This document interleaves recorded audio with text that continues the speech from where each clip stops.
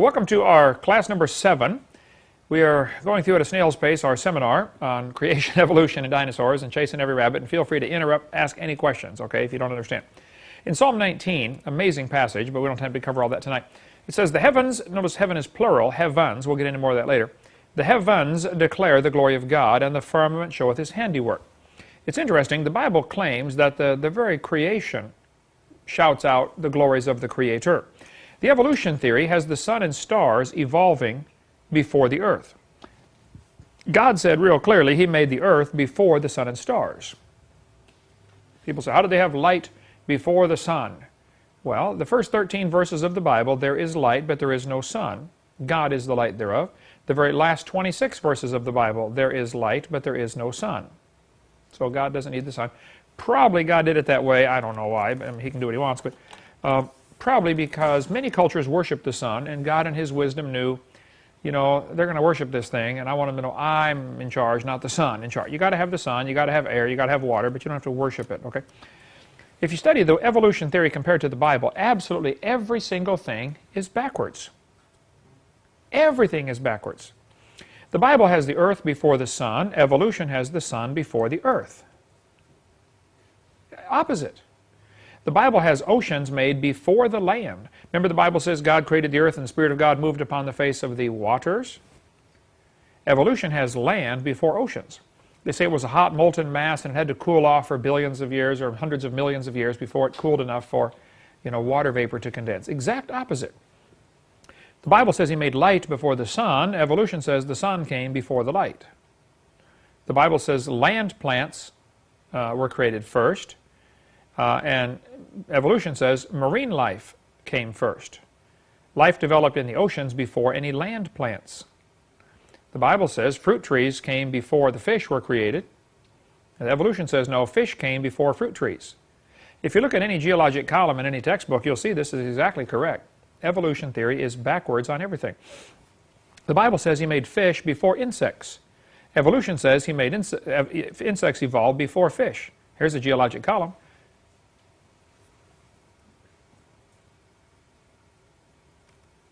Insects came after fish. I got this one backwards, don't I? I got to go back and change that. Okay. Evolution has fish evolving, what, 300 million years ago, and insects coming 150 million years ago. I think I need to change that one. According to Genesis, the creeping things were created before the fish. Look at Genesis chapter 5. Let me put a question on that, and I may have to modify 0.6. I think I have got them reversed here in the wrong one. Because evolution has insects after, fish before insects. Evolution says. Genesis, I'll go back and look at that one. Let's finish the rest of these here. The Bible has plants before the sun. Plants on day 3, sun on day 4. Evolution has the sun created, you know, billions of years before the earth even came around. So it's backwards on the order of creation. The Bible has marine mammals coming before land mammals. Things in the water made first on day 5, marine or land mammals made on day 6. Evolution has land mammals first, and then they evolve back into the ocean. Think about that. Evolutionist says, oh yeah, some fish came up out of the water, evolved legs, walked on land, turned around, went back into the water, and became a whale. Evolved onto land and then evolved back. The Bible has birds before reptiles. Evolution has reptiles before birds. Again, go back and look at the geologic column. The ones they publish in the textbooks. You'll see that's exactly what they do teach. It is backwards to the Bible. The Bible says the atmosphere was between 2 layers of water, and evolution says the atmosphere is above the water. The Bible says, these are the 2 most important ones, these last 2. If you don't get anything else, get these. The Bible says man brought death into the world. What does evolution say? Death brought man into the world. How did we get here? Oh, billions of things died before they slowly evolved into man. This is probably the most critical and most dangerous difference between the 2 religions. Creation and evolution are both religious worldviews. But the death brought man into the world. Charles Darwin in his book said, I'm bewildered. He wrote to a friend. He said, I had no intention to write atheistically, but there seems to be so much misery in the world. He said, You know, from the war of famine and death, the most exalted object we're capable of conceiving, the production of higher animals follows. Darwin thought death was the process that drove the whole thing to work. Now think about it. If one animal evolves a little better than the rest, what must happen to the rest of them in order for this to work? They all got to die. I mean, if you got one cow that evolves just a little bit better, whatever, now the rest of them have to die, or else the new improved cow model is blended back into the population. It's lost. So you have to get the inferiors to die. This is exactly what Adolf Hitler thought. And he thought he was going to speed up the process by finding out who the inferiors are and eliminating them. Let's just speed this up a little bit. And of course, history tells us what happened. The Bible says God created man. What does evolution say? Man created God. Isn't that what the evolution theory would teach? There is no God. Man created him. We need a God. And they have their whole theory of how God evolved from, you know, worshiping rocks and stumps and trees to finally, you know, monotheism. And, you know, they got it all backwards, exactly backwards. People say, you know, couldn't God use evolution to create? These two theories could not be more different. I don't see any way they could be more different. They are just exactly the opposite. Could God use evolution to create? Well, the God that would need to use evolution is cruel, wasteful, and retarded. It is certainly not the God of the Bible. Think about evolution process. The God that would have to use that is cruel. Isn't it cruel to have animals that are, you know, partially developed and inferior and going to struggle and die? The whole evolution process of struggle and death is contrary to the Christian God. Exactly the opposite. The God that would use evolution is wasteful. How many bazillions of animals had to die in order to get this thing to work, you know? I mean, it's just a wasteful process. And it's retarded. There's no direction to it. Just things kind of, you know, meander on the way they want to go, and there's no goal. There's no goal in mind. They just, you know, let it evolve.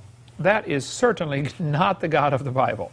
And we'll cover much more on that on video 7 in about 6 years when we get there on the theistic evolution. Those people who try to say God used evolution are, first place, it's not what the Bible says, okay?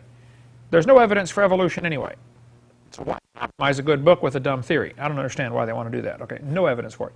And it is not the God of the Bible. So when I get into a discussion and people say, well, I believe God used evolution, I say, well, look, you're welcome to believe that. However, you need to understand, you're not talking about the God of the Bible. You might be talking about God like Osama bin Laden talks about God, but that's not the God of the Bible. He's got a different God than I do, okay? The Mormons have a different God than I do.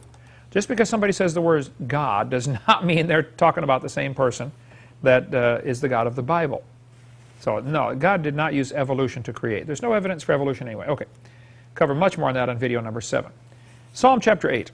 I love this psalm. The whole psalm is amazing. David said, when I consider thy heavens. Now keep in mind, David spent his early life doing what? What was David as a kid? Shepherd. Shepherd. You get a lot of time to lay out there and consider the heavens. I mean, lots of time. You figure, you go to bed, you know, you go to sleep probably, you know, 10 o'clock or so, 11 o'clock or whatever. And, well, it gets dark way before that. So you get all the sheep in the pasture, you lay down to block the gate, you know, so the wolf doesn't come in and the sheep don't go out. And now you got 4 or 5 hours to sit there and practice your harp or whatever you're going to do, or you can't read a book unless you got a candle, and you consider the heavens. If anybody knew how to consider the heavens, it'd be David. This is something we have lost in our culture. We are so busy being entertained by all of our electronic gizmos, you know, radio, TV, computers, etc. We have lost this, taking time to consider the heavens. I remember as a kid, it was so fun just to go lay in the yard and watch the clouds float by. Or go out at night and just watch the stars. We camped out in the mountains once in Colorado. My uncle Kurt took us all up there, and we got the tents out there in the middle of the mountains, no place, Colorado, real high elevation. And I woke up at 3 in the morning for whatever reason, and we just went out and laid on the picnic table at the campground. Here we are, 50 miles from any city. Has you ever been in a situation like that where it's just stars like you can't believe how many stars there are? We saw 100 shooting stars per hour. About, no, I'm sorry. It was 300 shooting stars we saw in 1 hour laying out there, my brother and I. It was just incredible. All of us, I don't know if it was, I was probably 12 at the time, so I don't remember what month it was. There are 2 times a year when the Earth goes through a band of broken up fragments where you get meteor showers. It's September and August and September, I believe, or twice we go through this band, so it might have been then, I don't know. We saw a bunch of them that night. But he said, when I consider thy heavens. We don't take time to stop and think. We're too busy being entertained. This is why kids are not developing the depth of character and understanding that they should and that they used to in the olden days. Psalm 39, the psalmist said, while I was musing, the fire burned. The word muse means to think. When you stop and think, he said, while I was musing, while I was thinking, the fire burned. And some people, they get this burning in their heart like, man, I just want to do something for God, because if you take time to meditate, think, just take the time, shut off the TV, shut off the distractions, get away from everybody, and go think. The Jews, as they march up to Jerusalem once a year or twice a year, all the males of the city would be marching together up there to the city, and they would sing the Psalms. And there's a word they would say in there. Anybody know what that word is, which means stop and think? Selah. Stop and think. They'd be walking along the whole village, 40, 50, 80, 100, 200 people walking up, toward Jerusalem. And you have to go up to get to Jerusalem, no matter which way you come from, because it's up on a hill. It's always going up to Jerusalem. They would say, great is the Lord and greatly to be praised, Selah. And they would all stop and think about it. That's what it means, stop and think. Great is the Lord. Stop and think. We just don't do that. I encourage people to just stop and think. Sometimes I'll be praying and I'll say, Heavenly Father, and just stop right there. Don't say another word. And stop and think about who you are talking to. Do you have any clue who this is? We're talking about the God of the universe, And we expect him to come like a puppy dog when we call. Hey God, I'm ready to pray. Get over here, listen to me right now. Get over here, stand right here, I'm praying, okay? like we're the boss, While I was musing, the fire burned. You want to get your heart on fire for God? Muse. Quit being entertained and muse. Think. Psalm 143 is the only other place the word muse is used in the Bible. Twice in the Bible the word muse appears. I remember the days of old. I meditate on all thy works. I muse on the work of thy hands. This is an example of the Hebrew parallelism where they would say the same thing twice for emphasis, We do the same in English. We say, wow, did you see that guy? He was huge. He was big. We use different words, okay? We don't say he was huge, he was huge. We say he was huge, he was big. We would use a different word for emphasis to show, wow, that car was fast. It was incredible. It was, like lightning. We use a different way of saying really the same thing for emphasis. The Hebrews did that continually all through the Bible, Hebrew parallelism, where they say the same thing twice for emphasis. He's talking about, I meditate on thy works, I muse on the work of thy hands. Muse and meditate would be very similar things here. Stop and think. We just don't take time to meditate. There was a king died so the story goes. I don't know if it's true or not. It's a good story. I'll tell it. All I know is it's a good story. Whether it's true or not, I don't know. This king died. His son was in his late teens, and he was going to become the king. And as the son went into the queen, his mother, and said, Mom, I'm the new queen, and the custom is, for the queen to give me, advice. What would you like me to do? I'm going to be the king now. And she said, well, son, I just have one request. He said, oh, this is going to be great. She said, I want you to spend 30 minutes a day, first thing in the morning, thinking. Don't have any distractions, no music, no friends, just 30 minutes, sit and think. He said, well, that'll be easy. Oh, great. He's going off, and first day, he's thinking about the big party he's planning that night. I'm the king now, I'm going to have all my friends come in, we're going to have a big party. And second day, he's thinking about whatever parties and, what to build next for his kingdom. But after a few weeks, it just really got to him. Taking the time to stop and think ate at him. And he realized, man, this wicked lifestyle I'm leading is going to lead to nowhere. It's going to lead to destruction. And Satan is good at keeping people so busy that they don't take time to stop and think. Instead, they just rush off from one thing to another. I don't listen to music as I drive. I like music. I love music. But I very rarely listen to any music. That's my thinking time. Just think. You get all kinds of ideas. You know, you ladies that pick up the phones, I call in the middle of the night, leave a message on your phone. You know, hey, write this down. I got this great idea. I did not realize until just a few months ago that when I was calling, leaving these messages, the message had the time on there. You know, this message recorded at 3:12 a.m. 3:12 a.m. Well, that's when I get my best ideas. You know, you eat a lot of pizza with peanut butter on it just before you go to bed, and you wake up with really wild ideas at 2 in the morning. Like, oh, wow, I never thought of that before, you know. Better than LSD. Oh, wow. Pizza and peanut butter, that'll do it. But this whole mentality, this whole practice, I guess, of just thinking. We let everybody else do our thinking for us. And if you watch TV, they're doing the thinking for you. They're telling you what to think. They're telling you how to look at things. They're telling you what to believe. If you listen to music, the music is a great tool or a dangerous weapon. Music can be used to change your whole thinking process.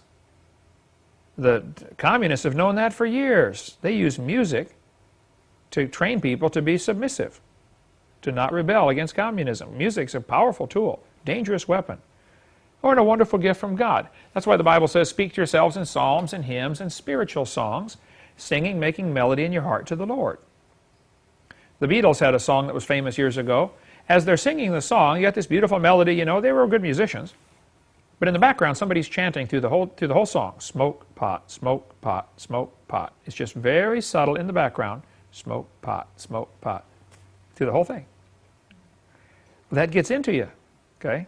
The rock music and stuff these days is dangerous. And I would challenge kids, if you want to develop a whole different personality, stop and think. Spend 20, 30 minutes a day musing. Think. Don't let somebody else do your thinking for you. Read the Bible, read a couple chapters, and then just stop and think. It'll absolutely revolutionize your whole life, make you a brand new person. A theist is a person who believes in God. If you put the letter A in front of a word in English, it very often means the opposite. Okay? So an atheist is a person who does not believe in God, or at least claims he does not believe in God. I doubt there's any real atheists out there. Muse means to think. Amuse means to not think. That is the meaning of the word. We have entire parks where you can pay money and go do that. They're called amusement parks. Okay? You two guys from Central Florida know about all the amusement parks down there, right? People will spend a fortune to be amused. The Romans did this 2,000 years ago. They bring in the lions, bring in the Christians. We want to be amused seeing them ripped apart, you know. Bread and circus. And when people get to that point where they're more worried about their sports and their games and their amusements than they are about thinking. Amusement is a great tool for politicians to use to keep the people from thinking for themselves. Karl Marx in the Communist Manifesto said one of the things you have to do is get the people's minds off their leader. Not when the Communist Manifesto was in the Communist Rules Revolution. Get the people's minds off their leaders, get them thinking about sports, trivial things that don't matter. Who's going to care who threw the ball through the hoop 100 years from now? Who's going to care? But people today get all bent out of shape over, wow, who's going to win the World Series or who's going to win the Super Bowl? It doesn't matter. But it's a great distraction. It is just like the thing you wind up over the baby's crib, you know, the little mobile. The kid's crying. I got 4 grandkids, 3 and under, you know, and it's so easy to get them distracted, you know. Just like little Matthew last night, he's what, 10 months old, you know. I was watching Matthew last night. All you got to do is, when he gets fussy over something, hey, Matthew. You know, that's one of the characteristics of, you know, a 10-month-old brain, okay? Just very easy to distract it. Teenagers and adults can be the same way, though. Very easily distracted on absolutely dumb stuff. It's not going to matter. We ought to be concerned about who's going to heaven or hell and about who's going to be our leaders in our government, and, you know, we ought to be concerned about deeper issues, but the politicians have learned, hey, keep the people distracted, give them bread and circus, and they won't worry about these things. If ever something is in the news that's usually, you would think, man, that's kind of stupid. Usually there's something bigger behind the news that they're trying to hide. For instance, O.J. Simpson. How long was that on TV and in the news? A year? Whatever, okay. Months and months and months of the O.J. Simpson trial. Well, behind the scenes was Bill Clinton trying to give, the Los Angeles port to China. Chinagate. But they try to cover that up. Whenever there's something in the news, like it's all big news, all the news media is covering, something about, some murder. Yes, sir. I remember at a the ice skating competition, the Olympics, when Nancy, they were thinking maybe Nancy Kerrigan was attacked by, the other girl. Right. But they thought, all this thing's going on, really big thing. But at the same time, HR 6 was going through trying to make sure that trying to make the homeschoolers, parents have to have, degrees to go through. And they're trying to distract them. Get something in the news to distract people from the real issue, the homeschool bill or the whatever, And the politicians are great at this. They've got, decades and centuries of practice at it, and they're really good at it. So be careful. I'm not against amusements, My kids, when they were like, I don't know, 9, 10, 11, I think, right about that age, we were going to go down here to Orlando to Disney. And I said, kids, we're going on a Tuesday, and it's a kind of a light day. There aren't going to be as many people there as there are weekends, so let's have an experiment here. Let's see how much time we actually spend on the ride. When we're done with the ride, we're going to run and get to the next one and get in line. As soon as we get up there, as soon as the ride starts moving, click, start the clock. As soon as it stops moving, stop the clock. We were there for 12 hours trying to see how much time we could get in. Anybody want to take a wild guess how much actual ride time we had in 12 hours? An hour? 29 minutes. You know how much action time there is in an average Major League Baseball game? Not standing at the mound, not winding up. I mean, actual action. 11 minutes. In a Major League ball game, which takes, what, 2 or 3 hours, We just get amused over the dumbest things, and it's distraction. Disney's got it down to a science. I mean, when you run to get 30 minutes of ride time in for, what? What's it cost to get in there now? 40 bucks? 50? Okay. 50 bucks for 30 minutes. That's $100 an hour I paid per kid, okay, of actual ride time. The rest of the time you're standing in line like a bunch of cows, move up a step, back and forth, back and forth, back and forth. They got it down to a science, okay? So you're paying, while you stand there in line. And, of course, the longer you stand there, the more hungry you get. And then you buy the $5 hot dog and the $3 Coke, and they got more money that way. Amuse. Psalm 8. He said, when I consider thy heavens, the work of thy fingers, the moon, the stars, which thou hast ordained, what is man that thou art mindful of him? Now look what happened to King David here. When I consider the heavens, the work of thy fingers, the moon, the stars, what is man that thou art mindful of him? When you start looking at what God has done, you start realizing how insignificant we are. And I tell parents, you better go home and look in your kid's bedroom. And if what you see all over the walls are pictures of sports heroes, you better stop and think what you're doing to this kid. You are developing in him a very shallow personality where the depth of his understanding is, wow, he threw the ball through the hoop. Oh, no depth of thinking. No understanding of the times to know what Israel ought to do. You're not going to raise a leader that way. Just absolutely no depth of character. The secret is very simple. When I consider thy heavens, take time to talk to God. Take time to just listen to God. Bible says, I think it's Ecclesiastes, when you go into the house of the Lord, let thy words be few. What is that? Where's that phrase at? Let me get that open here. I hate to say that. I don't want this to sound right or sound wrong, okay? But I don't pray much as far as talking to God. I pray a lot, but I just say, Lord, talk to me, Words be few. Ecclesiastes 5. Be not rash with thy mouth, and let not thine heart be hasty to utter anything before God. Don't be in a hurry to say something in front of God. For God is in heaven, and thou upon earth. Therefore, let thy words be few.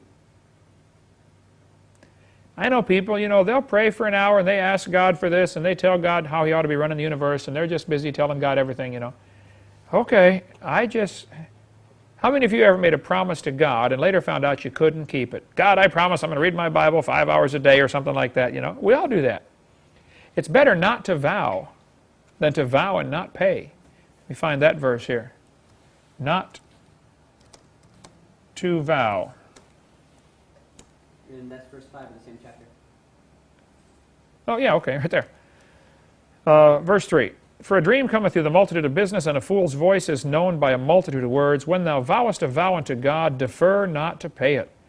For He hath no pleasure in fools. Pay that which thou hast vowed. Better is it that thou shouldest not vow than that thou shouldest vow and not pay. I guess as a young Christian, I read this and was really impacted by it and said, man, we're talking about God here. I'm not going to make any promises I can't fulfill. And I saw all kinds of kids in the youth group. They would, after a good, powerful sermon, they would walk down to the front and say, God's called me to be a missionary, and God's called me to, whatever, okay? I didn't do that. I might go be a missionary, but I'm not going to get up here and tell everybody God called me to do it, and I'm not going to promise God. I try to be very cautious in what promises I make. My wife will tell you it frustrates her to death, I'm cautious. Let thy words be few. And see, you're dealing with God here. When you're in front of a judge in court or on a witness stand, you have to do the very same thing. Bill Clinton was in front of the grand jury for 4 hours and 30 seconds and didn't say anything they could hang him on. What he would do, he would question everything that they asked him. He would question every word. Well, that depends what you mean by is, What do you mean by is, Of course, it drove everybody crazy, but he's a lawyer. And he's, crooked as a dog's hind leg. But he never did really perjure himself. Because what you do, after you question their question over and over and over, then you say, well, if I understand your question correctly, my answer is, blah, blah, blah. And when they try to hang you with your answer, well, I must not have understood your question correctly. Let your words be few. I've been several times now in front of the judge and over this building permit issue, and I have just tried to learn, just say the minimum. We were at the hearing just last week and of the building, the 4-hour hearing over the building permit, and the attorney for the state, the county attorney, said, now, Mr. Hovind, does your son live next to you? I said, no, ma'am. She was shocked. Are you saying your son does not live next to you? Yes, ma'am. He doesn't. He lives 2 doors down. I'm not about to volunteer any information. It really threw her off stride, Now, for the record, you're saying your son does not live next to you? Yes, ma'am. Yeah. It was hilarious, Let thy words be few, The police know when they get somebody in there and start interrogating them, just let them talk. Eventually they'll say something you can hang them with, okay? When you're in front of an adversary, keep quiet. Let thy words be few. Don't say much. When you're in front of somebody that's out to get you, just shut up. You have the right to remain silent. Yes, sir. I think I'll do that. I'll stay silent. And it, we can go off on a long rabbit trail there. We better stop, okay? So, what is man? A person that spends his time considering what God has done really quickly understands man is nothing. We just are pretty insignificant in the big picture. And when somebody really thinks they're the coolest thing since sliced bread, they just need to go out and get a good view of who God is. I've got the video clip of the one woman standing on the beach, Shirley MacLaine. She's standing out on the beach saying, I'm God. I'm God. And she's talking to the ocean, I'm God. How stupid can you get? Absolutely stupid. So I use that in my video 5, somebody's saying, I'm God, and then you back up and you show just the Earth and a little dot on there, I'm God, and you back up and show the whole solar system, little tiny Earth, little bitty dot, I'm God, and you back up and show the whole universe, a little tiny dot, I'm God. No, you're not God, you're nothing, okay? Absolutely. How many have seen that, read the book, Horton Hears a Who, from Seuss? Great story, okay? All this takes place on a little bitty speck of dust, that you can't even see, this whole little kingdom down there. We think we're cool. Ben Franklin was a brilliant man, ungodly man in many ways, but he was a brilliant man. He wrote a short story. The name of it was something about 7 seconds on in the life of an insect on a plant or something, And these insects are on this plant and have a really short lifespan, like a couple of minutes or something, That's all they live. Some kind of imaginary creature. And the one was saying, yes, I've lived on this plant now for about 48 seconds, and you've only lived here for 20 seconds, so let me give you some advice, Just showing how insignificant we are, When my kids were young, and they were going through questions and decisions they got to make, about, wow, what should I do? And all my friends are doing this. Is it okay if I do this? And what I would do is I'd take a tape measure, stretch it out on the ground, 80 inches. Got this tape measure laying on the ground, 80 inches long. I'd say, now kids, let's assume you're going to live to be 80 years old. That's reasonable. You could live to be 80, no problem. Each one of these inches represents a year. Just take this penny and put it where you are now. Okay, right now you are 14. You have to go from here to there when you die. Is it possible for you to make a decision right here that will hurt you for the next 65 years? I mean, if you decide to drink alcohol or take drugs or, get pregnant or whatever, okay, if you make this decision at 14 or 15 or 16, look at your life. You're a long ways from the end. Be real careful what decisions you make here. Like devotions Dan had this morning, about, I interviewed the older people. If you could do it over again, what would you do? I'd floss my teeth more. I have had, lots of dental work done, and every time I sit in the dental chair, boy, I'm thinking, I learned too late, Take care of that second set of teeth. That's the last one you're going to get, Brush them, floss them, don't eat junk food. We all learn those lessons too late. Take care of our health. When the red light comes on the dash of your car, and you hear your engine going clang, clang, clang, and boy, I really should have changed oil more often, Should have taken better care of that engine. You've all done that kind of thing,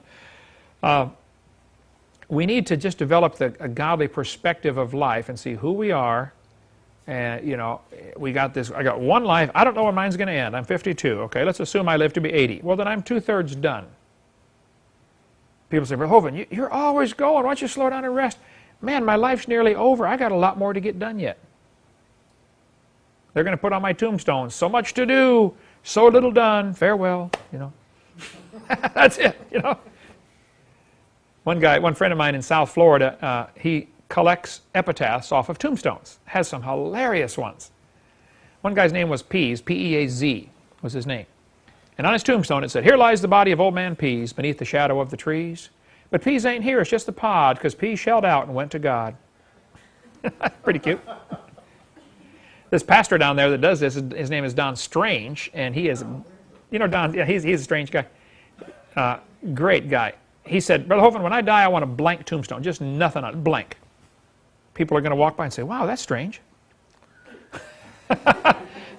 It's got hundreds and hundreds of those things.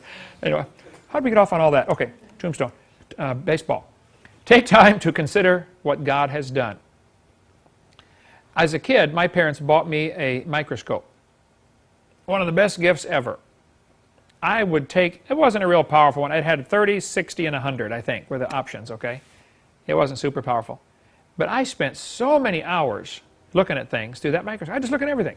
Look at a dollar bill, look at a hair, look at a piece of cloth, look at a piece of rug, look at a hair off a dog. How's a dog hair compared to a human hair, Spend hours and hours and hours, hundreds of hours, just looking through the microscope at everything.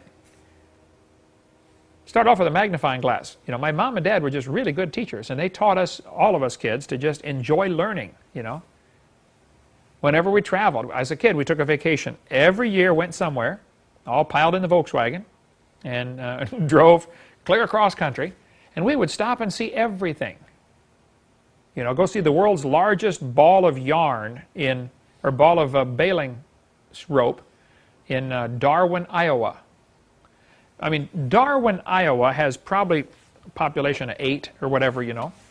There you drive off the road and it's got the sign, you know, world's largest ball of baling twine or whatever it was, you know. And I got a picture of me standing next to the world's largest. I mean, it's huge, just, you know, 10, 12 feet tall, you know.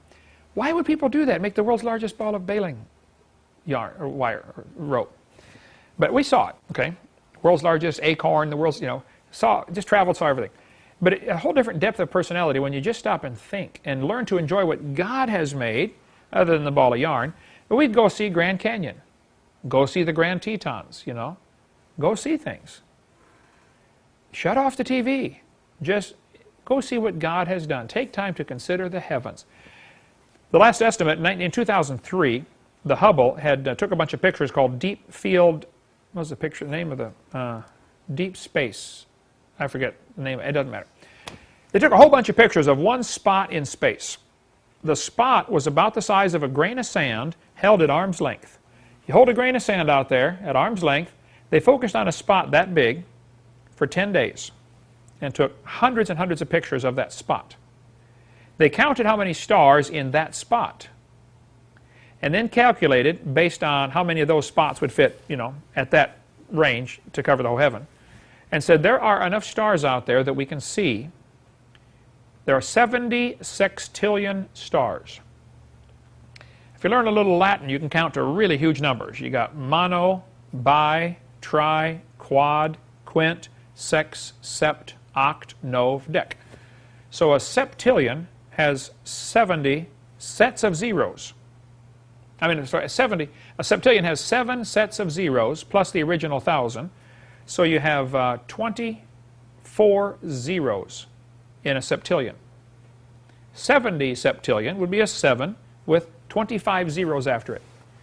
That's how many stars the people at the Hubble Telescope Observatory said, yep, that's about how many stars we can see. Well, that divides out, with 6 billion people on the planet, to each person being able to own 11 trillion stars to yourself. Those are just the ones we can see, okay? That doesn't count the ones we don't know about. That's a lot. 11 trillion stars per person. I think we should take time to consider the heavens. Why did God make all that? Maybe it's just for the oh wow factor. You know, why do people put chrome on their car? I saw one truck show on TV, flipping through channels. This guy had chrome plated everything under his truck. You know, the leaf springs, the drive shaft, the axle. Of course, you can't see it under the truck, so he cut the bed out of the truck and put a big piece of plexiglass in there so you could see his chrome plating. Of course, now you can't use the truck to haul anything because you're going to scratch the plexiglass. Duh. Absolutely stupid. But why do people put chrome plate, all that stuff? Why do they have chrome bumpers on a car and chrome stripes and pinstripes and all? It's just for the, oh wow, that's cool, you know. God, the ultimate owner of everything, has infinite amount of money. It's no problem for him to go, hey, you want to see the oh wow? Watch this. Step outside in the dark night. Get away from all these lights. Wow. But we sometimes can't see the stars because there's too much city light. There's just too much light in our eyes, you know. And I don't think we really see the importance of God and His creation because we've got too many things distracting us. We're too worried about the new shoes and the new car and, you know, the new house and the, you know, we're focusing on the wrong stuff. Once in a while you need to clear your eyes and just get away from all this distraction. As a kid, I was a real loner, and I used to go out and camp out by myself. Just take my little tent, go out in the woods, camp out, and just lay down and just watch the stars. And think. No radio, just think. And that can be discouraging, especially if you're not a Christian. But if a person will do that for a while, like the young prince, just take 30 minutes a day and go think. Man, pretty soon you're going to be a good king. You're going to think about what's important. You know, this party I'm planning tonight is really not important. In the big span of things, this is not important. Take time to think. The Bible says, speak to the earth, and it shall teach thee. Job 12. Interesting passage. The Earth? Well, the Earth is like a big magnet. Magnets lose their strength over time. You buy the magnet, go on your refrigerator, you know, John loves Mary. And about the time the magnet starts sliding down the refrigerator, your love for Mary also starts, you know, sliding down, and you go look for somebody else, you know. Magnets lose their strength. The Earth's magnet has lost 10% of its strength in the last 150 years. A guy named Gauss, G-A-U-S-S, I believe is the spelling. Don't trust me on that one, believe me. But Gauss is the guy who developed a method of measuring how strong is the Earth's magnetic field. And they actually measure magnetic strength in how many Gauss it is. You can get a Gauss meter, okay? The Gauss meter developed, you know, how strong is the magnetic pull? You've all seen magnets, you know, you get them close together, all of a sudden, bam, and you cannot pull them apart. I was at a science center one time and they had this, you know, electromagnet where you hold a piece of metal on there and you pull it off and then you hit the button and hold it on there, bam, and you can't pull it off. You know, you can get a team of horses trying to pull that thing off and it just won't come. Big, powerful electromagnet. Well, magnetic fields are measured in Gauss, and the Earth's magnetic field has been observed and measured for the last 150 years, and it has declined 10%, which is very significant. There was a teacher of physics at the University of Texas, El Paso. He died several years ago. His name was Thomas G. Barnes. Thomas G. Barnes, physics professor, UT El Paso, he was a creationist, did a lot of studies on the Earth's magnetic field. He wrote papers for the government. He studied the Earth's magnetic field, did a lot of research on this. He said there is no possible way the Earth is even 25,000 years old. If you go back in time, the magnetic field would be stronger. Quite obviously, it's losing strength, okay? It's lost 40% in the last 1,000 years. Now, that number is only known from what's called paleomagnetism, where they test the magnetic strength of a rock that formed, like a lava flow, that formed 1,000 years ago. How strong is the magnetic field in those rocks? Because then if the magnetic signature is kind of locked in to rocks at that time. But Astronomy in the Bible, a book we sell in the bookstore by Donald DeYoung, has a good article about that. ICR, Institute for Creation Research, has a lot of information about this. CreationScience.com, which is Walt Brown's website, has a ton of stuff on this. Earth's magnetic field is declining. Well, we'll take a break here in a second. The Earth's magnetic field is getting weaker. That is an established fact. That means it can't be more than, say, 25,000 years old. Interesting thought. According to NASA, I believe NASA is the one that said the Earth's magnetic field's half-life is 1,400 years. Half of the magnetic field is gone every 1,400 years. So if you go back in time 1,400 years, it was twice as strong. You go back 2,800 years to about the time of King David, it was 4 times as strong. You go back another half-life, another 1,400 years, say the time of the flood, just before the flood, the magnetic field would be 8 times as strong as it is today. You go back to the creation of Adam, it's probably 15 times stronger than it is today. Well, if the magnetic field were that strong, some strange things would happen. You've got iron in your body. You know, they talk about iron poor blood, okay? What if you could feel which way's north? Can anybody point to north right now?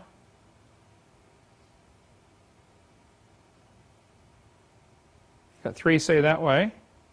Josh, you going with the crowd, or you think that's north? I think that's north. He thinks it's that way. Diane, which way is north? This way? Have you ever been disoriented? I mean, like lost? That's a weird feeling, and it's uncomfortable, okay? Well, if God made the Garden of Eden absolutely perfect, Adam and Eve had a lot of features that we probably don't even think about. They probably had a built-in GPS. You could not get lost. You always knew exactly where you were in relation to the Earth, based on the magnetic field. Birds navigate by the magnetic field. Bees go out and find the honey, come back, or go find the nectar and navigate by the magnetic field. The Pacific golden plover, little bird, goes to Alaska, mates, lays its eggs, hatches the eggs, raises the birds up, gets them to a certain size, says, okay, Junior, I'm taking off. Mom and Dad fly to Hawaii, over 2,000 miles of ocean. 2 weeks later, Junior flies to Hawaii. Think about that. He's never been to Hawaii. He was conceived and born in Alaska.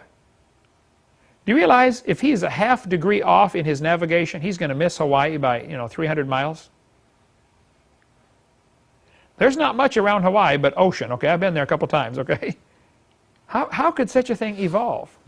The Pacific golden plover. Well, we'll take a break, cover more on the magnetic field when we get back. But the Earth's magnetic field is a powerful indication the Earth is not billions of years old.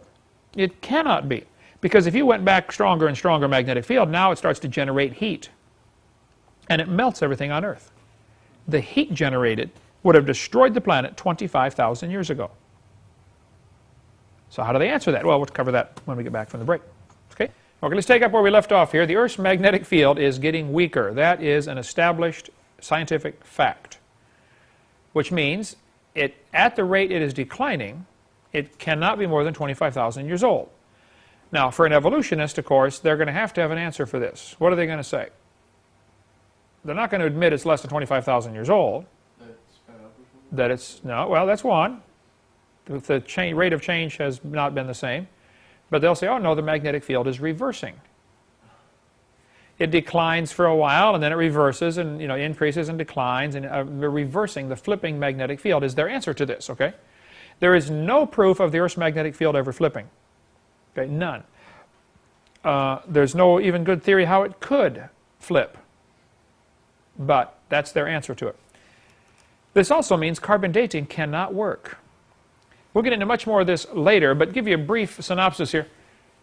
Radiation from the sun, primarily, some from the stars, comes through the atmosphere, hits nitrogen, which is the most abundant gas in the atmosphere. 80% of the Earth is, or 79% is 21% oxygen, 78% nitrogen, and a little bit of the other two gases, the other 6 or 8 to 10 gases in there.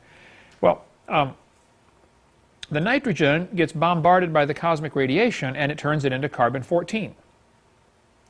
If the Earth's magnetic field were stronger, there would be less radiation getting in, and therefore less carbon-14 would be formed. So plants and animals that lived under a stronger magnetic field would have less carbon-14 in them. And so when you date them, they're going to look like they're much older than they really are. They just simply lived in a world that had stronger magnetic field. Carbon dating cannot possibly work. And I give a couple examples. We give more in video 7. But in 1949, when they first invented carbon dating, the lower leg of a mammoth from Fairbanks, Alaska, had a radiocarbon age of 15,000 RCY, which is radiocarbon years, okay? While the skin and flesh were 21,000 radiocarbon years. How can the skin be 6,000 years older than the leg? It doesn't work.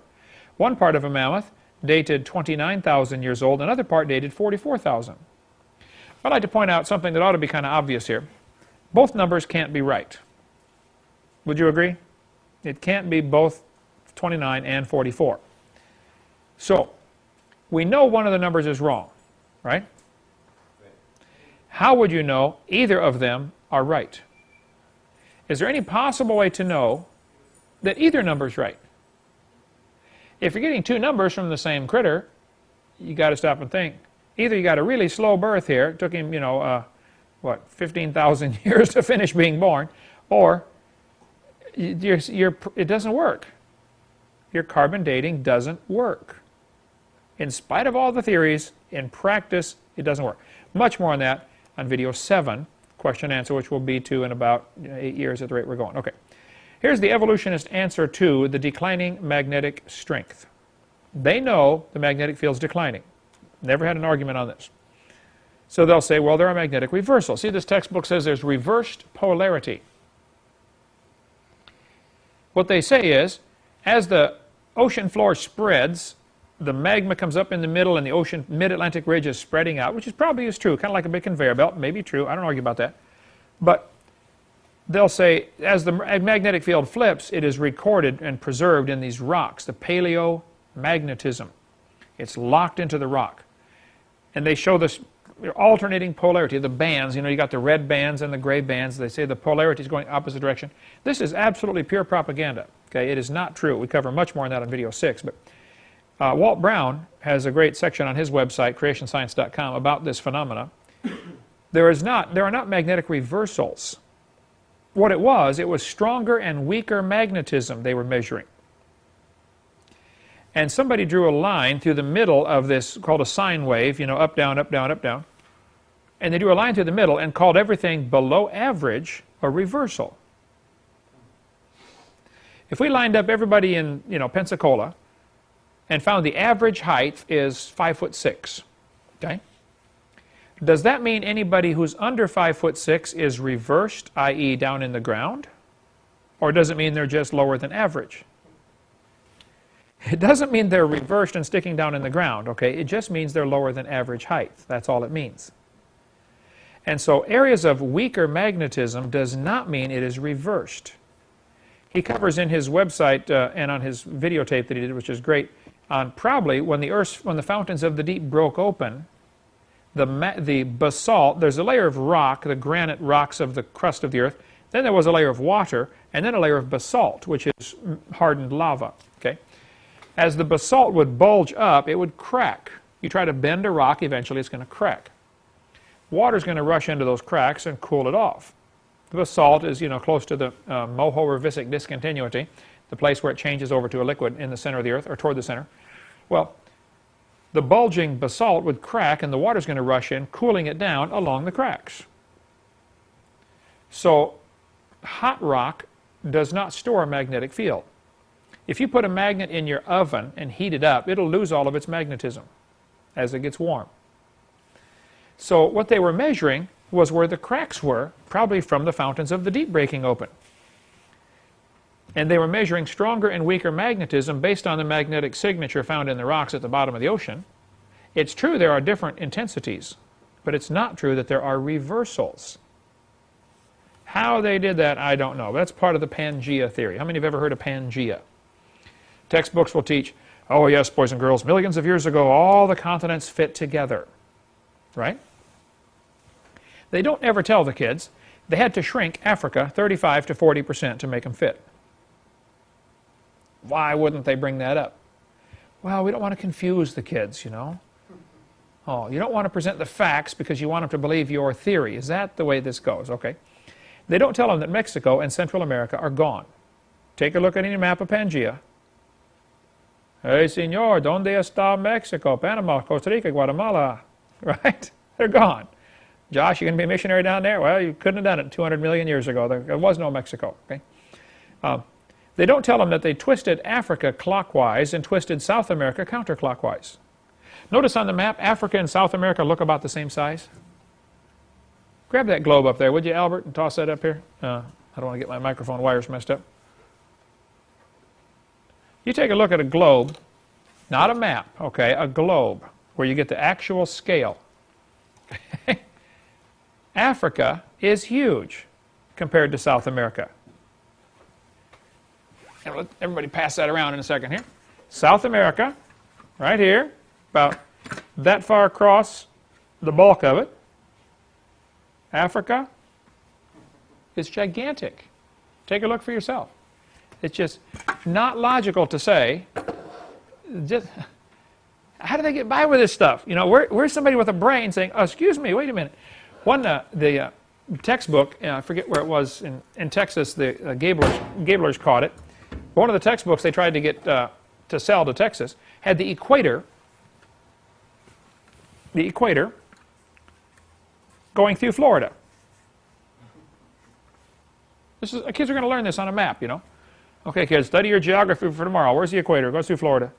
You're going to mess that kid up the rest of his life. One of the textbooks had George Washington was Abraham Lincoln's vice president. Oh, only about 60 years different in time frame, you know. No, he wasn't, George Washington. Oh, brother. But the Gablers, textbookreviews.org, they've got reviews of all kinds of textbooks showing just some unbelievable things that they're in there. Like, hello, does anybody have a brain out there? Like that Ernest movie. What was the one where he said, everybody works around here a moron, you know, Ernest robs the bank or whatever it was, you know. Ernest goes to jail, that was it. That was hilarious. Everybody works around here a moron. Well, yeah, they got to be morons. They made Africa the same size as South America. It is not. Okay? Hey, Diane, make a note for me to find out how many square miles Africa is, and I'll stick that on the map, and how many square miles all of South America is. Total square miles for each continent. In your Pangea map, they look the same size. They shrank Africa a lot to make them fit. They also don't tell you what I think really ought to be obvious to a kindergartner, okay? If you take the water out of the oceans, you will notice there is dirt underneath. The oceans actually have a bottom to them, a floor, right? These continents are not lily pads floating around in a bathtub. Okay? The Earth has a continuous solid crust. And so when somebody says to me, do you think the continents were ever connected? I say, what do you mean? They're still connected right now. Right this minute, the continents are connected. It's just the low places are full of water. Right? Doesn't mean they're not connected. Duh. My house and the neighbor's house would fit perfectly if you slid them together. What does that prove? Nothing. Okay? The opposite sides of quite a few rivers would fit perfectly. Take a look at the river. You know, same width, follows the same curves. See? What does that prove? Huh? Nothing. All right? It doesn't prove the earth split open there and the river oozed up in between. All right? It's just a coincidence based on the water level. The shapes of the continents that we see today is a pure coincidence based on the water level. If you raise or lower the water just a few hundred feet, everything changes.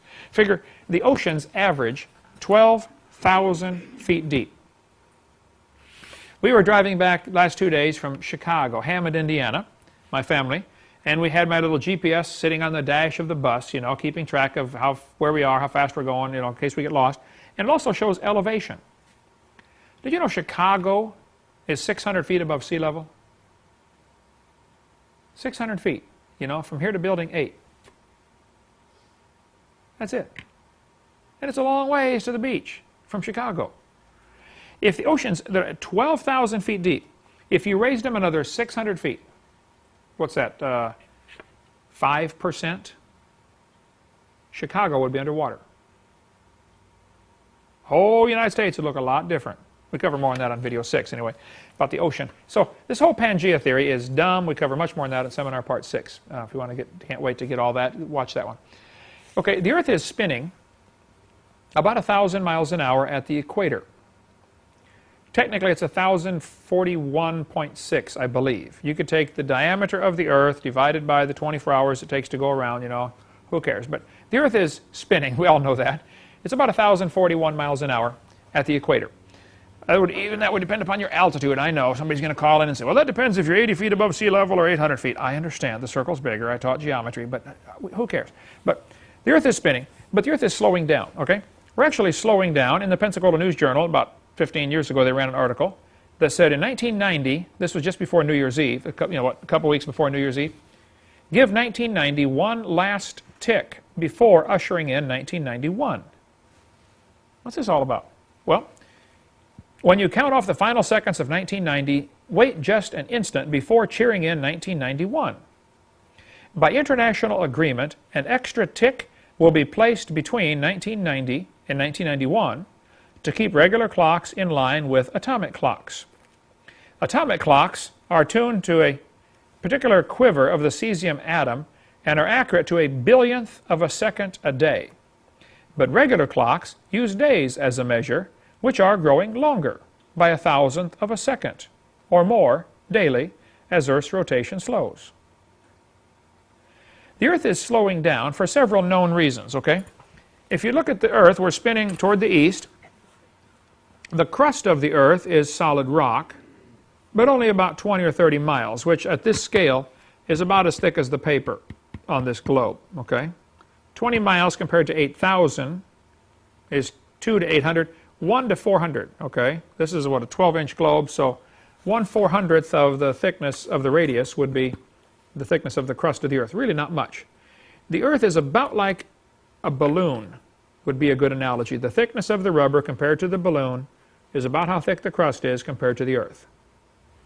The inner part, as far as we know, is liquid.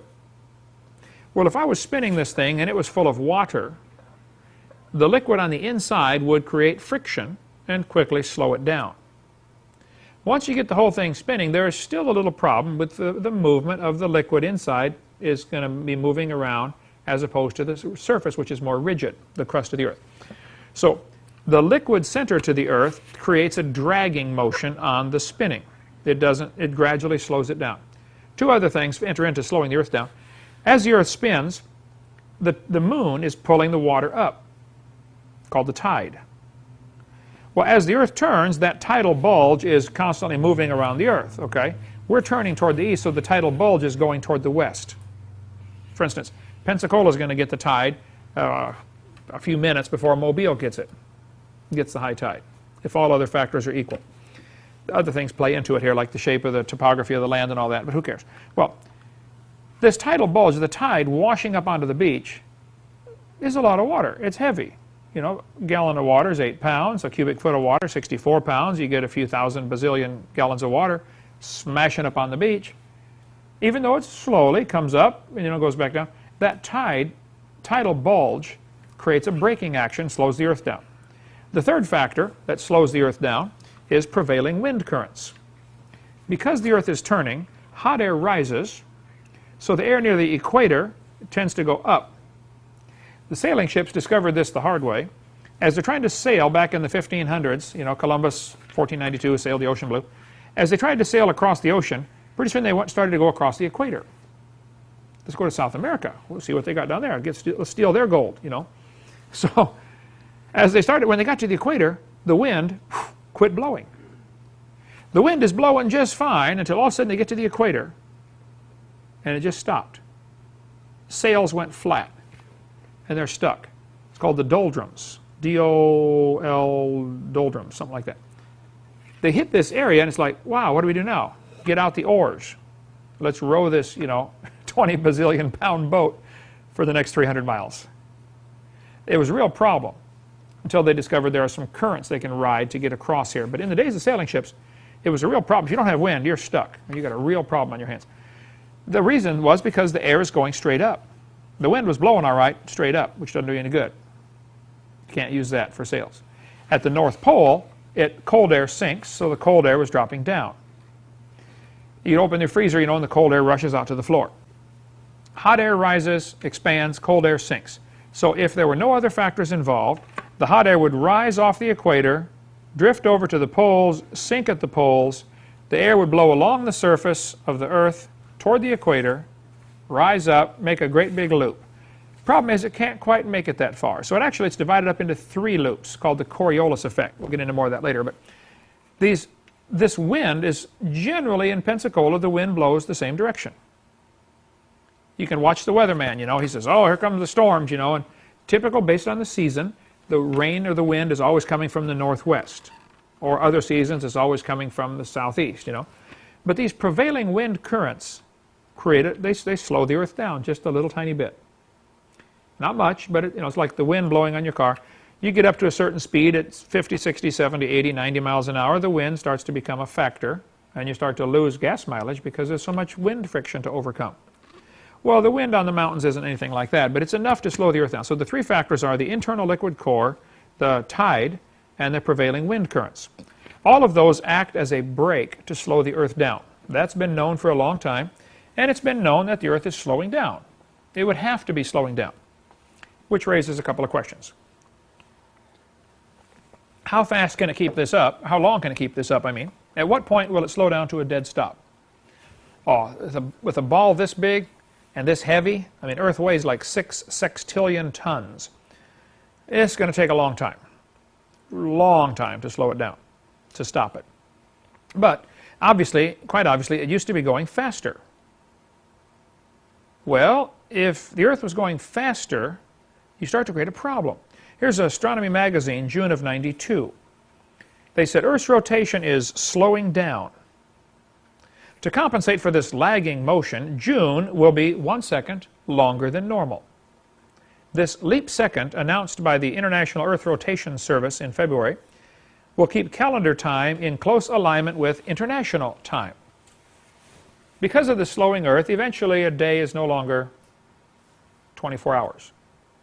Now it's slightly longer because the Earth is going slower. They've had leap seconds since 1973. Usually, they used to do it every year, 73, 74, 75, 76, 77, 78, 79, 80, and then they started going half a year, 6 months. Or no, a year and a half. Sometimes it's, July, and then January. About every year to year and a half, somewhere in there, we have to add a second to the clock. People say, who cares? Well, if the Earth's only 6,000 years old, that really is not a big deal. Adam's day was probably just a little bit shorter, actually, because the Earth was spinning just a little bit faster. Adam wouldn't notice. He didn't have a watch, as far as we know. So you people that like to sleep in, hey, rejoice. Your day's probably a second or two longer than Adam's was. You probably got more time to sleep. Okay. Big deal. But if you want to go back millions of years, you're going to really create a problem in a hurry. Millions of years ago, the Earth would have been going real fast. These are those loops I was telling you about, the prevailing wind current. It's called the Coriolis effect. Because the hot air rises, cold air sinks, and because the Earth turns, the loops, instead of just going straight toward the equator, they kind of go at an angle. That's why the prevailing wind currents usually are out of the northeast or out of the northwest, depending on your latitude. You get up above a certain latitude and the wind currents change. There's another place where the air is dropping straight down. So the sailboats have a hard time going through there because the wind is coming down instead of out. Once you get to a certain line, you lose all your wind. Your sails go flat and you're stuck again. Get out the oars, or latch onto a whale, let him pull you across. If the Earth is only 6,000 years old, it's not a problem. If you go back millions of years, you create a problem. I tell kids, if you think dinosaurs lived 200 million years ago, I know what happened to them. They got blown off. Now, actually, 200 million years ago, the Earth would not have been going fast enough to blow anything off. Okay, centrifugal force would have been a little greater, and it's just a joke about the dinosaurs flying off 200 million years ago. But it would have been going. At some point, you're going to create a problem. You're certainly going to create a problem with there's a term for it. The length of days that plants have to have, they have to have a certain number of daylight hours in order to flower, okay? And trees lose their leaves not based on temperature, but based on the length of the day. I mean, as soon as the day gets too short, they start dropping their color out of their leaves. And I was just up north and saw all the beautiful colors up there, How many have seen the leaves change colors, We got to see that this last week. Down in Florida, you don't get much of that, okay? But this phenomena would have been greatly affected if the Earth were going faster. Now your days are shorter and your nights are shorter. It's going to greatly upset all this stuff. Another indicator that shows the Earth is not billions of years old. What I do in my seminar, and we're going to cover these here, I go through different ways to show the Earth is not billions of years old. I take a whole bunch of things from Earth, a bunch of things from space, and a bunch of things from biology, living systems. That's how I've divided up my young Earth proofs, okay, into 3 general categories: Earth science categories, space science categories, and biological categories. And a 4th one, I guess I have, historical categories. The evidences that I used are divided into those four categories. The Sahara Desert, and actually Sahara means desert. So to call it Sahara Desert is being redundant. You're saying the desert.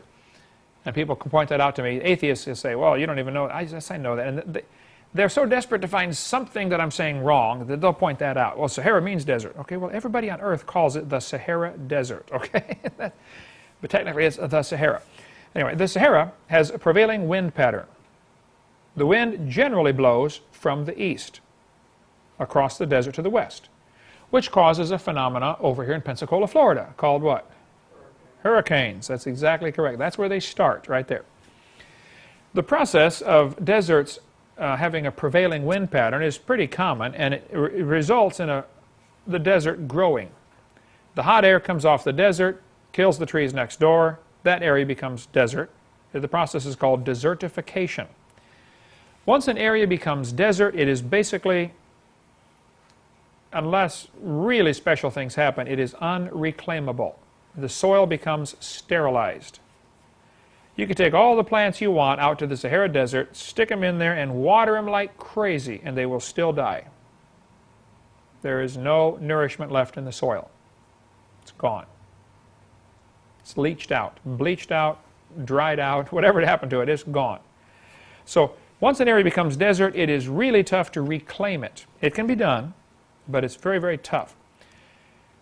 A big study was done on Sahara Desert. It has been known for a long time. Sahara Desert is growing. Actually, today it grows 4 miles a year. They lose 4 miles every year to desert. Now think what that does to the farmers living along the edge. It is chaos. It is bringing unbelievable famine to Africa because of the desert. It is growing much faster than it would normally because there's people living along this edge. And they cut down the trees for their firewood. They cut down the trees to cook, you know. They cut down the trees for their houses. And now the desert doesn't have to kill the trees. The farmer killed the trees. Plus all the cows they're raising out there, you know, and overgrazing the grass. And bottom line is, they're speeding up the process by having so many people living along the edge.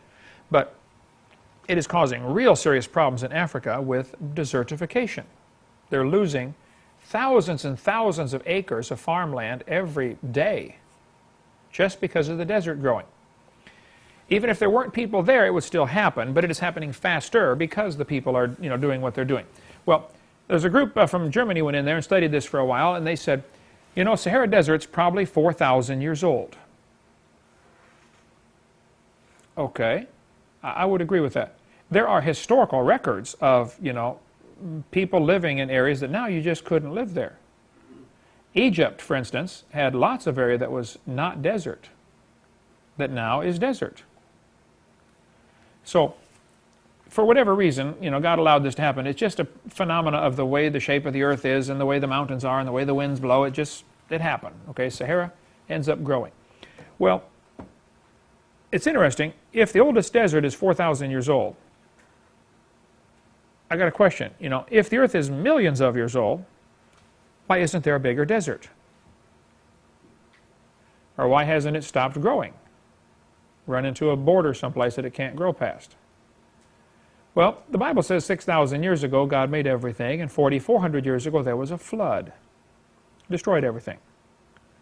It's really hard to have a desert under a flood, right? Pretty tough. So I predict, just based on what the Bible teaches, that the oldest desert on the planet will be less than 4,400 years old. And when you look at the evidence, it is.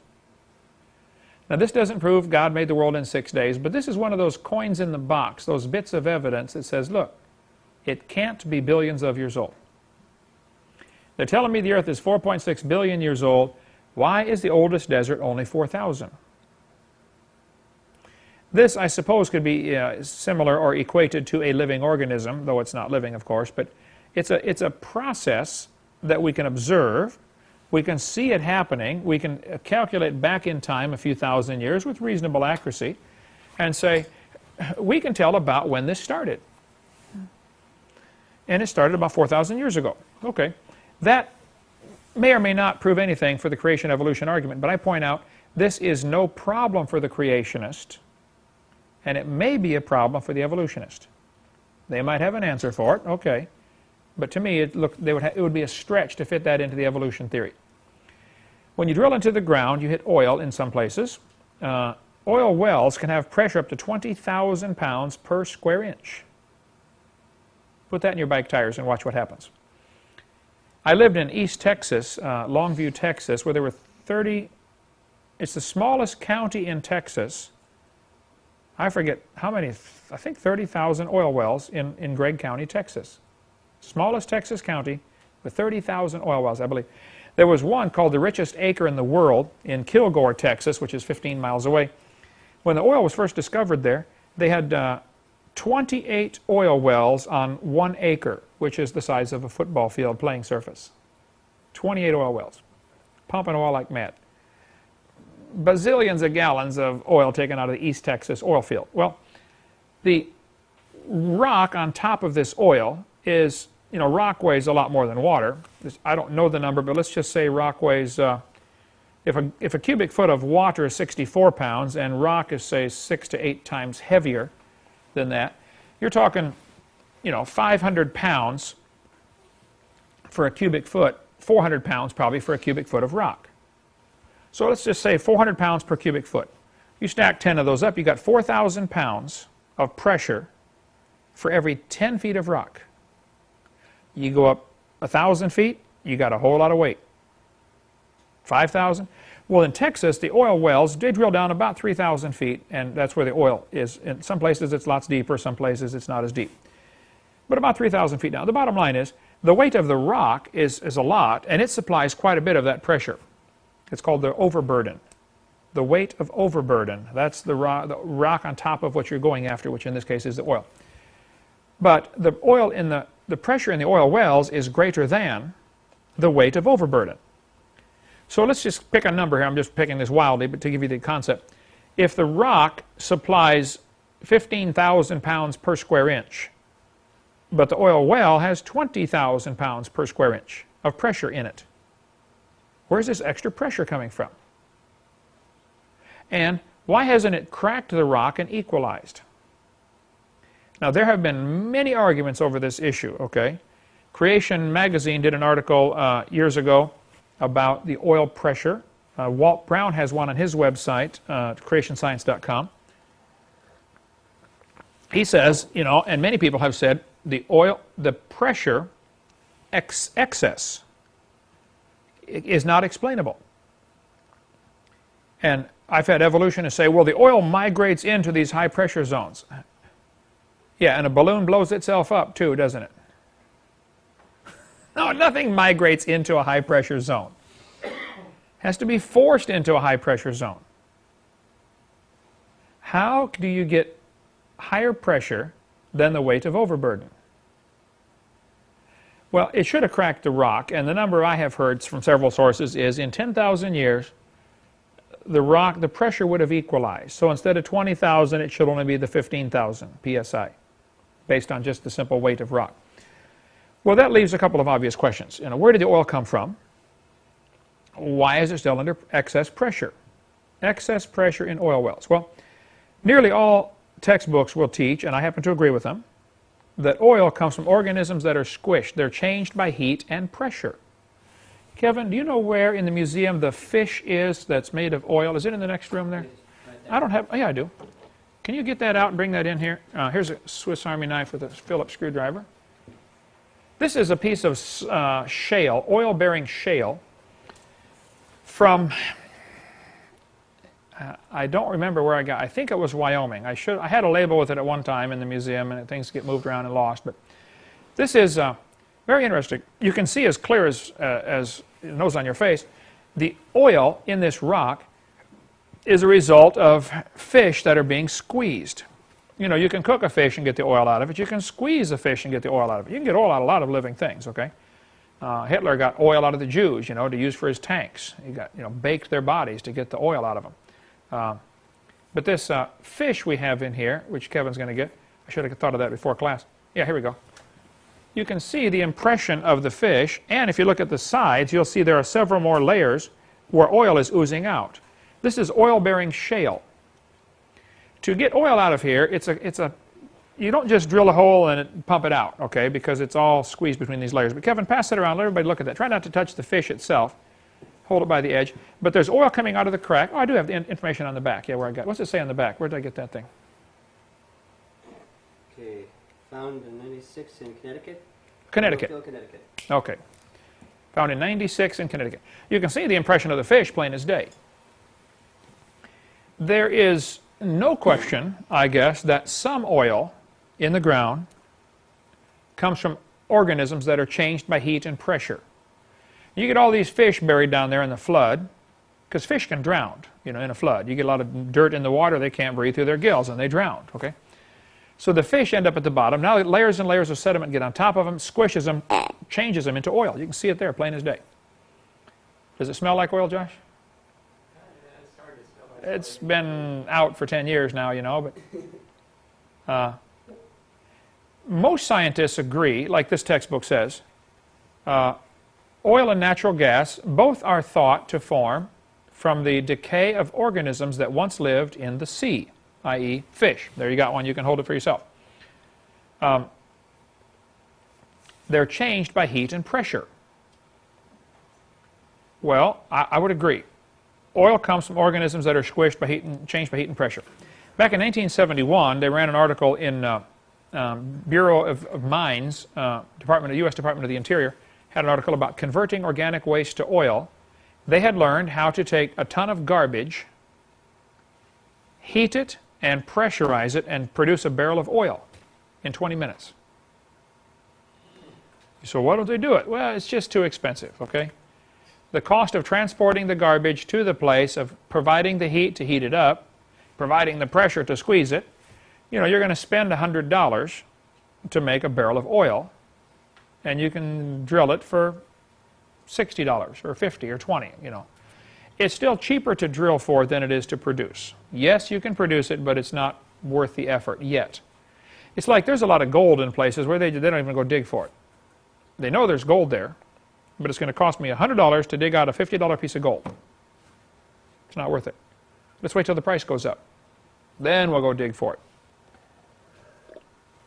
If the gold becomes worth $200, well, then yeah, I'll spend $100 to go dig it out. In 1996, proposal was approved in Western Australia for $22 million to build a oil production plant next to a sewage plant. Take the sewage under heat and pressure, change it to oil. And they can do it in 30 minutes. In Texas, just in when was this? 2003, a couple years ago. There's an article in Discover magazine. Anything to oil is the name of it. Technology savvy could turn 600 million tons of turkey guts and other waste into 4 billion barrels of light Texas crude each year. The guy says, we duplicated what Mother Nature does, but what Mother Nature took millions of years to do, we do in about 30 minutes. They got these factories where they're slaughtering, you know, bazillions of turkeys to package them up and sell them around the world and sell them. Well, they throw away the head, the feet, the feathers, the guts. Somebody said, hey, this is all organic. Let's build a factory that'll take all this stuff and heat it and pressurize it and produce oil. And they're doing it. Taking the turkey guts that they would have thrown away, making oil out of it. It's still not cost effective. You know, the turkeys don't like it at all. But the point is, it can be done. So Sinclair, years ago, chose the dinosaur as their logo. Do you guys have Sinclair in Colorado? Sinclair gas stations? California have them? I've seen them somewhere. Arkansas has them. You know, you're from Arkansas. They got them all over there. They have. What's that? Kansas has them. Yeah, there used to be a lot more. They used to have big fiberglass dinosaurs. Sinclair. I used to love stopping at Sinclair because they had a little small one. You could climb on it while your dad gets gas. You go climb on the dinosaur. You know.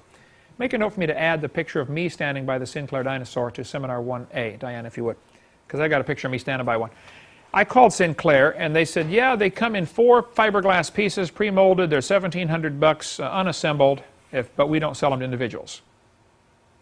So, John, you're going to have to build our own here. Okay. This article, by the way, if you look at the one on the right here, this is one I got from the Ruby Tuesday, no, not Ruby Tuesdays, one of the restaurants over by Cordova Mall. I said, oh, can I borrow that? I want to go scan it into the scanner. What does it say at the bottom? Mellowed 100 million years, right? I found another one.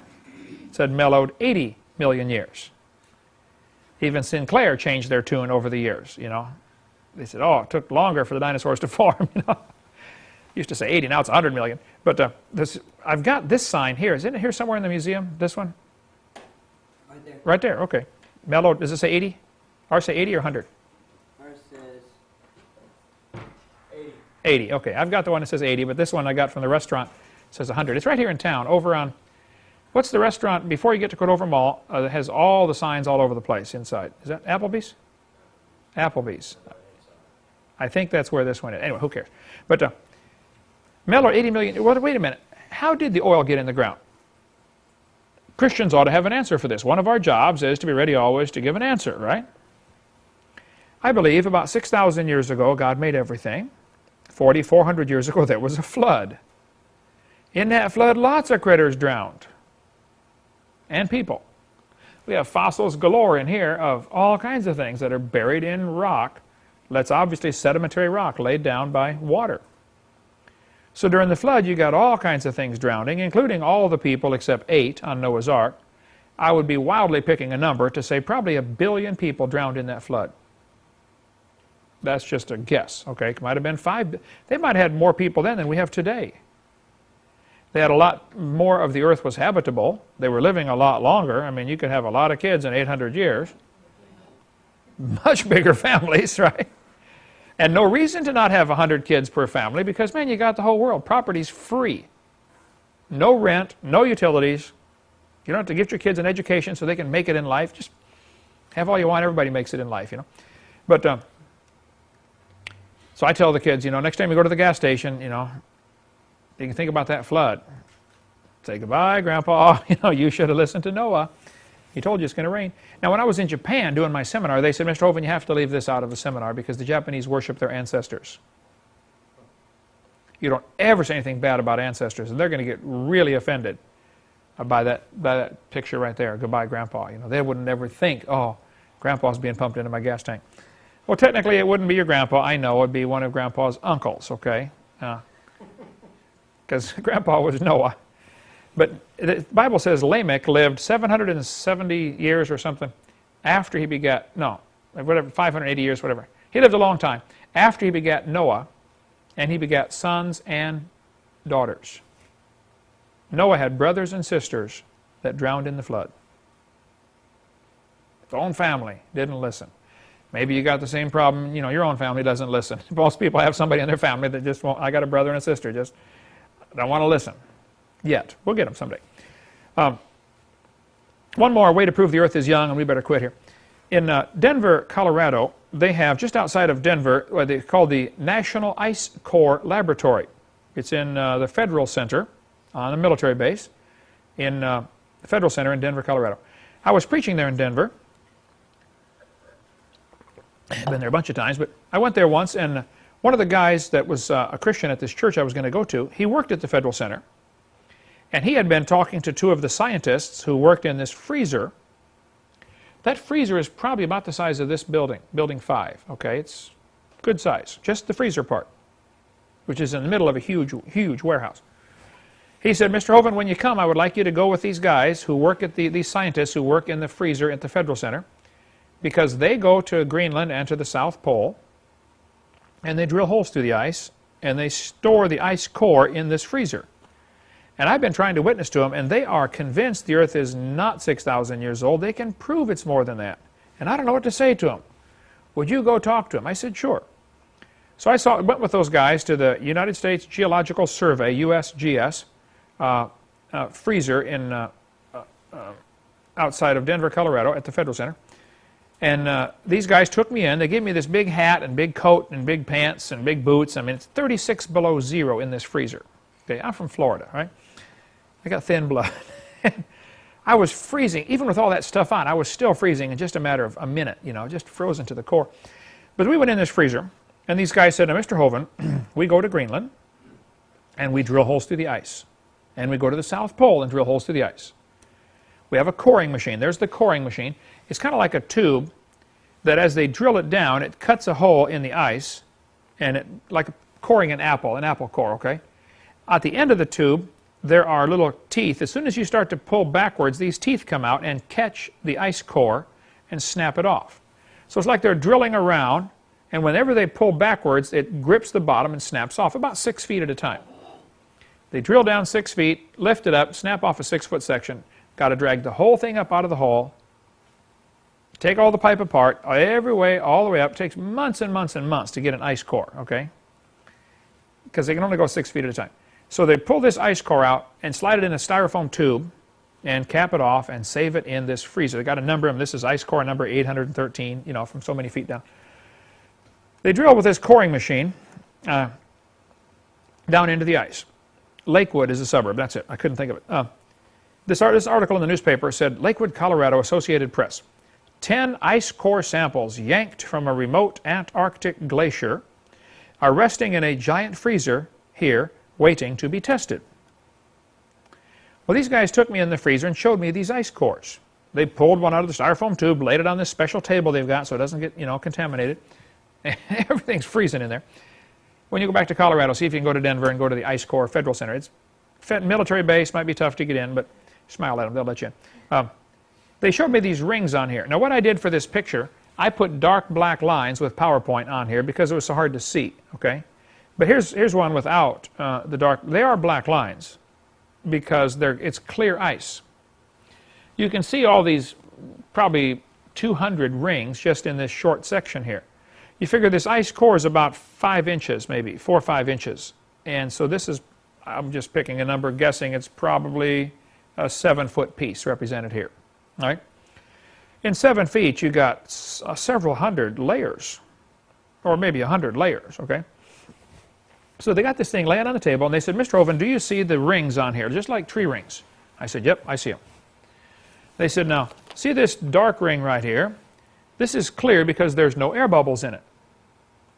And it's clear because this had a chance to melt. In the summer, the surface of Antarctica melts, gets a little thin layer of melted water because the sun shines on it. The rest is frozen. Well, when ice melts, the air bubbles leave. When water freezes, it expands 12% and it traps little air bubbles in there. As the ice snowflakes form, 6-sided snowflakes, they trap this little air bubbles in there. But when it melts back to water, it loses that 12% of volume. So when you freeze ice, and when you freeze water, it turns to ice and it floats, which is a good thing, otherwise all the fish would die. Another long story, because ice goes to the top instead of the bottom of the pond. Well, they said, now, Mr. Hovind, in the winter, the snow does not get a chance to melt. It just gets packed tighter and tighter as more snow falls. It gets packed and packed and packed. And, of course, next year you get 10 more feet of snow or whatever. And they said these rings that we're looking at represent annual rings. And they called them annual rings. So did the newspaper here. Newspaper article. In Greenland and Antarctica, where the weather is consistently dry and very cold, the glaciers are miles thick, but the annual rings are very thin. The deepest cores can measure over 10,000 feet. Cores from Greenland drilled since 1990 show the northern climate was erratic 135,000 years ago.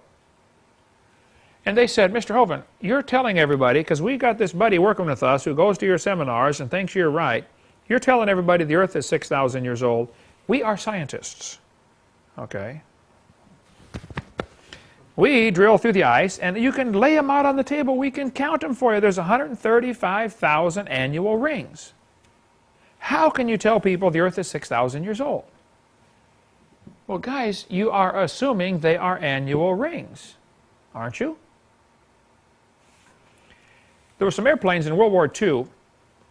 Brand new airplanes took off for Europe to go fight in, to land in England, and they got caught in a storm and had to turn back. They were supposed to go to England. They got caught near Iceland in a big storm, couldn't get through, had to turn back. They were running out of gas. 5 airplanes. So they called, radioed back to base, says, guys, we got a problem. We're not going to make it. We're out of gas. We got a ditch. Got to drop the planes. They flew around, looked for a flat spot. First guy came in, flipped over. The ice was pretty rough. Okay. Told the rest of them, he said, don't put your wheels down. Come in, belly land. Flat, flop this thing on the ice. So the other 4, he would survive flipping the plane over, but wrecked the plane pretty bad. And they all landed safely. They had to stay there for like, I don't know, 2 weeks until people come in with dog sleds and get them. In the middle of no place, Greenland. My daughter and I flew over Greenland, coming back from Ireland when I was preaching over there. There was a storm in the Atlantic. We had to fly way up north over Greenland. For an hour, we're looking out the window at all these glaciers. I mean, thousands and thousands of glaciers. Got to be the biggest, snow cone I have ever seen. But useless real estate. Anyway, these airplanes landed. In 1990, there was a guy from Kentucky who loved World War II airplanes. He got the brilliant idea, hey, there are 5 brand new airplanes sitting on the ice in Greenland. Nobody ever went and got them. So he went to go get them. Sent a crew up there, spared no expense. They had to find the airplanes using ground-penetrating radar because it snowed since then, okay? In 48 years, it snowed a couple times, a bunch of times. They found the airplanes were 263 feet down, located by the ground-penetrating radar. They had moved like 3 miles from where they landed because of the glacier ice moving, And they were under 263 feet of ice. And when they drilled, they melted a hole down to get to one of them. They picked a P-38 that, based on the pilot's stories, which one's in the best shape when we left it? They said, well, we're going to go after that one because it's going to be the least repair. Well, it didn't work. They had to replace 80% of the parts. Would have been much cheaper to build a totally new airplane from scratch. Okay, they spent like $5 million restoring this airplane, which they could have built for $1 million probably. Anyway, they went down, found the airplane, crushed by the weight of the ice. Okay, all kinds of, every panel was bent or broken. They straightened out what they could, but basically had to replace it all. But they took it apart, brought the pieces up. It's a P-38. The Germans called it the fork-tailed devil. They were scared stiff of that airplane because it was a really good fighter plane. Had machine guns mounted on the top. I don't know if you can see them there on the top of each of those. The pilot's in the middle. He's got these machine guns going down each side. Who cares? Well, the guy lives in Middleborough, Kentucky. He had all the pieces brought back there and spent like 8 years, hired people, full-time mechanics, like 6 guys, I don't know, the whole crew, putting this thing together. Spent millions of dollars on restoring this P-38. They call it the Glacier Girl. It is still flying today in air shows. I was in Wisconsin a couple weeks ago. It was there. I was 10 miles away, but I was preaching, didn't have time to go see it. I've seen it before. I went to Middleborough to meet the guy. Okay, in the ground, 48 years. 263 feet down. You do the math. That's 5.5 feet of ice every year accumulates on top of these planes. 10,000-foot hole, the deepest they drilled, is 1,800 years worth of ice, not 135,000. The guys told me they could lay the ice core out and prove the Earth is 135,000 years old. Well, that's assuming that they're annual rings. Deeper layers of ice get squished. It's called glacial firn, F-I-R-N. Be a good quiz question. Becomes kind of more like a plastic. It kind of flows, you know, a little bit like glaciers kind of they ooze down there. Like a pile of tar will slowly, you know, flatten out. Glaciers do that. Well, for the Christian to say the flood was 4,400 years ago and the ice accumulated since then is absolutely no problem. Bob Cardin's one of the guys who dug the airplane out. It'd be wise if you're going to speak on creation to call Bob so you can say, I talked to him. He'll be glad to talk with you. He works there full-time at the airport in Middleborough. 606-248-1149, the airport phone number there, little tiny airport. He's one of the guys on the crew that helped dig out the P-38. I went and talked to Bob in April of '99. I saw the airplane. They were still working on it. I think they got it done in 2004 or 3. I said, Bob, when you went down to get to the airplane, did you go through ice rings? He said, hundreds of them. I said, now how do you get hundreds of annual rings in 48 years? Shouldn't there be somewhere around like 48? He said, annual rings? What are you talking about? I said, well, I was told, you know, you got the dark layer representing summer where it melted and the white layer where it winter and it got packed, and you got dark, light, you know, summer, winter, summer, winter. 135,000 years worth. He said, those aren't summer, winter, summer, winter. They represent warm, cold, warm, cold, warm, cold. You can get 5 of those in 1 week. It gets warm for a day, cold for 2 days, get a lot of snow. Nothing to do with annual rings. In 1962, at 62 feet down, they hit a plywood cover left by another expedition that had gone there before. In 1983, somebody went to try to dig out the plane. They located it and then covered the hole with a piece of plywood so they can go back later, you know, finish digging the hole, won't have to start over again. Now the number we gave earlier here was 5.5 feet a year. So it can accumulate even faster than that. Now we know that. Bob told me that there were 30 to 40 rings accumulated in 9 years. So they're not annual rings. That would be something other than annual rings, that's for sure. But here's an article in Scientific American still calling them annual rings. Either the guy's ignorant or he's lying. See, ignorance, you know, can be fixed. Stupid is forever, but ignorance can be fixed. The guy that works with the Eskimos told me, Dr. Hovind, I got 15 layers of snow on my car in 8 hours. Not 15 inches, 15 layers of snow. Eskimos have over 40 words for snow. What else is there to talk about? Anybody, like on the ski slopes, you know, you guys, and Nikki, you know about the different types of snow.